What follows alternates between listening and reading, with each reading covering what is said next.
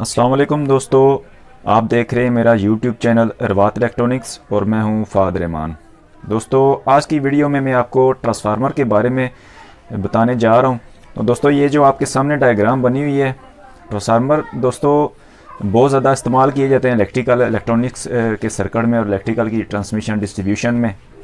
तो ये जो आपके सामने डायग्राम बनी हुई है दोस्तों, ट्रांसफार्मर की दो वाइंडिंग होती हैं। ये जो साइड होती है ये प्राइमरी साइड होती है, यानी कि जिससे हम इनपुट देते हैं वो ये वाली साइड प्राइमरी होती है, इनपुट वाली। और ये जहाँ से हम आउटपुट लेते हैं वो सेकेंडरी साइड होती है, यानी कि जिससे आउटपुट लेते हैं वो सेकेंडरी साइड होती है। दोस्तों, इससे जो हम इनपुट देंगे वो प्राइमरी वोल्टेज होंगे और यहाँ से जो आउटपुट हम लेंगे वो सेकेंडरी साइड होगी। ट्रांसफार्मर म्यूचुअल इंडक्शन के असूल पे काम करता है। म्यूचुअल इंडक्शन ये होता है कि यहाँ पे हम इसको अगर सप्लाई देंगे, वोल्टेज देंगे, तो इस कॉइल के अंदर, ये वाली जो कॉइल होती है, इस कॉइल के अंदर मैग्नेटिक फ्लक्स पैदा होगा। ये वाली जो कॉइल है इसके इर्द गिर्द मैग्नेटिक फ्लक्स पैदा होगा इस तरह वाइंडिंग के ऊपर। और ये मैग्नेटिक फ्लक्स इस कोर की मदद से अगली जो वाइंडिंग होगी, सेकेंडरी वाइंडिंग होगी, उस पर असरअंदाज होगा और यहाँ पे आगे हमें वोल्टेज आउटपुट मिलेंगे। यानी कि म्यूचुअल इंडक्शन को इस तरह डिफाइन करते हैं। तो आगे से जो हमें आउटपुट मिलेगी वो हमें कम मिलेगी इस वाइंडिंग के हिसाब से। ये टर्नों की तादाद ज़्यादा थी, ये कम है। जितनी टर्नों की तादाद कम होगी उतने हमें आउटपुट से आगे कम वोल्टेज मिलेंगे। तो दोस्तों, इसकी जो ट्रांसफार्मर की डिज़ाइनिंग होती है उसके बारे में मैं बताऊंगा कि इसकी जो इनपुट होगी, हम उस पर जो टर्नों की तादाद होगी और जो सेकेंडरी होगी उस पे जो टर्नों की तादाद होगी वो मुख्तलिफ होती है। यानी कि जिस हिसाब से हम डिज़ाइन करना चाह रहे हैं, जितने हम वोल्टेज आगे से लेना चाह रहे हैं, उस हिसाब से इसकी डिज़ाइनिंग होती है। ये आपके सामने एक छोटा सा ट्रांसफार्मर पड़ा हुआ है। ये इनपुट 220 वोल्ट इनपुट हम इसको देंगे और यहाँ से आगे से ये 12 वोल्ट आउटपुट निकालेगा। यानी कि ये वाली साइड इसकी प्राइमरी साइड होगी और ये वाली साइड इसकी सेकेंडरी साइड होगी। बेसिकली ट्रांसफार्मर दोस्तों वोल्टेज को स्टेप डाउन और स्टेप अप करने के लिए इस्तेमाल किए जाते हैं। जो छोटे ट्रांसफार्मर होते हैं इस तरह के, या जो घरों के बाहर हम देखते हैं लगे हुए होते हैं वापडा वाले ट्रांसफार्मर, वो भी स्टेप डाउन ट्रांसफार्मर होते हैं। यानी कि 11 kV 11,000 वोल्ट को 420 वोल्ट तक कन्वर्ट करते हैं, वो भी स्टेप डाउन ट्रांसफार्मर होते हैं। और जो स्टेप अप ट्रांसफार्मर होते हैं वो जनरेशन स्टेशन जहाँ पे बिजली पैदा की जाती है वहाँ पे इस्तेमाल किए जाते हैं। वहाँ पे जो वोल्टेज हैं वो कम होते हैं, उसको ज़्यादा करने के लिए स्टेप अप ट्रांसफार्मर इस्तेमाल किए जाते हैं। बेसिकली इसका फंक्शन एक ही होता है, वाइंडिंग के हिसाब से ये स्टेप डाउन और स्टेप अप होते हैं। जिससे हम आउटपुट कम लेंगे वो स्टेप डाउन ट्रांसफार्मर होगा, जिससे हम आउटपुट ज़्यादा लेंगे वो स्टेप अप ट्रांसफार्मर होगा। तो दोस्तों, इस वीडियो में मैं आपको ये इसकी कैलकुलेशन भी बताऊंगा और इसकी वाइंडिंग का भी बताऊंगा। बेसिकली ये ट्रांसफार्मर जो आपके सामने पड़ा हुआ है, इसका अंदर का जो फंक्शन ये है वो मैं बताता हूँ आपको।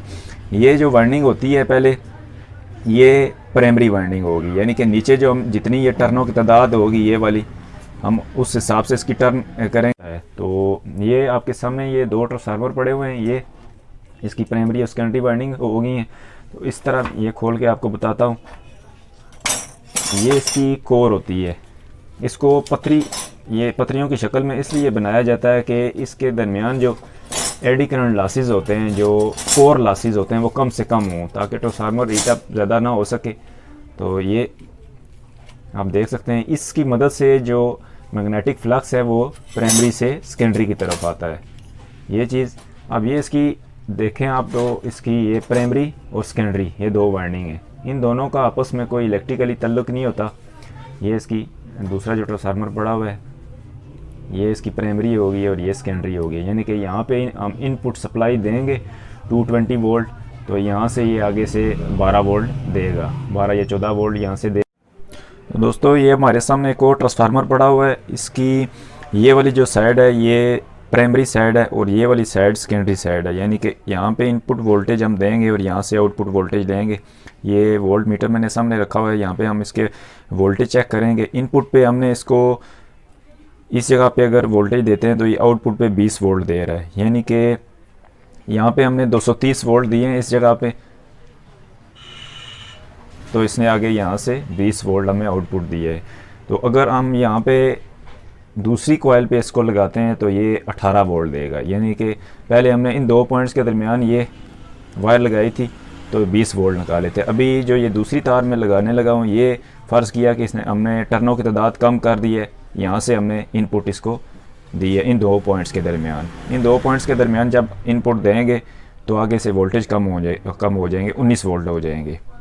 यानी कि जितनी हम टर्नों की तादाद बढ़ाते जाएंगे, वोल्टेज भी आगे से बढ़ते जाएंगे। और जो सेकेंडरी साइड होती है, हम इस यहाँ पे भी ये हिसाब होगा कि जितनी टर्नों की तादाद ज़्यादा होगी उतने हमें आउटपुट वोल्टेज ज़्यादा मिलेंगे। तो दोस्तों यहाँ पे एक और बात भी आपको बताता चलूँ कि इसकी जो ट्रांसफार्मर की जो आउटपुट साइड होती है, यानी कि सेकेंडरी साइड होती है, ये वाली यानी कि जो तार है, ये आप देख सकते हैं ये काफ़ी मोटी है।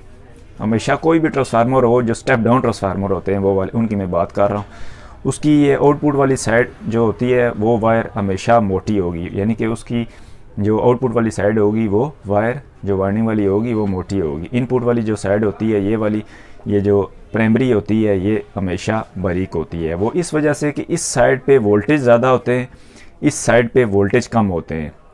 जिस साइड पे वोल्टेज कम होंगे वहाँ पे एम्पेयर ज़्यादा होंगे। और जो वायर है, वायर की मोटाई एम्पेयर के हिसाब से होती है। जितने ज़्यादा एम्पेयर होंगे उतनी हमें ज़्यादा मोटी वायर इस्तेमाल करना पड़ेगी। अब दोस्तों ये ट्रांसफार्मर को ऑन करते हैं। ये जो साइड है इसकी, ये सेकेंडरी साइड मैंने आपको बताई थी, इसको VS से ज़ाहिर करते हैं, यानी कि सेकेंडरी वोल्टेज यहाँ से आउट होंगे। और ये वाली जो साइड है ये प्राइमरी साइड है, ये वहाँ पे VP वोल्टेज होंगे। तो ये सप्लाई इसको देते हैं तो आप देख सकते हैं ये जो वोल्टेज इनपुट आ रहे हैं इस जगह पे 230 वोल्ट इनपुट आ रहे हैं।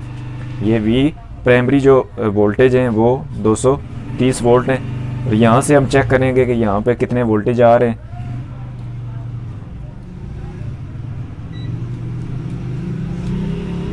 ये देख सकते हैं ये 14.7 आउटपुट वोल्ट दे रहा है। यानी कि इस ट्रांसफार्मर का जो बेसिक फंक्शन है वो स्टेप डाउन कर रहा है। ये वाला स्टेप डाउन ट्रांसफार्मर है, यानी कि 230 हमने इसको इनपुट वोल्टेज दिए तो इसने आगे से 14 वोल्ट आउटपुट दिए। तो अब इसकी कैलकुलेशन करते हैं कि इनपुट पे 230 अगर वोल्ट है और आउटपुट पे 14 वोल्ट है तो उसकी वाइंडिंग किस हिसाब से होगी। तो अब आते हैं दोस्तों इसकी कैलकुलेशन पे ट्रांसफार्मर की।